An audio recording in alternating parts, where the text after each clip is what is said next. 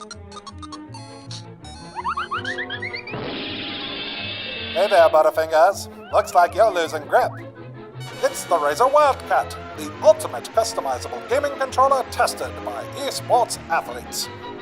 And by attaching the included grips to the Razer Wildcat, you're really gonna make this kitty purr. First, clean your controller with the clean, damp cloth and let dry.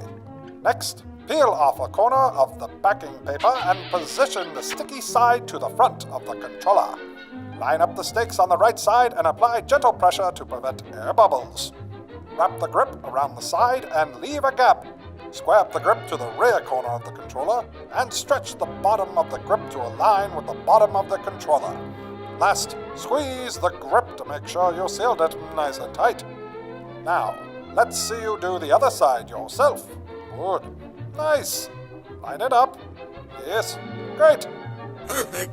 Hot dog, you did it. And now you can get back to destroying the competition in your favorite video toy. The day is saved thanks to the Razer Wildcat.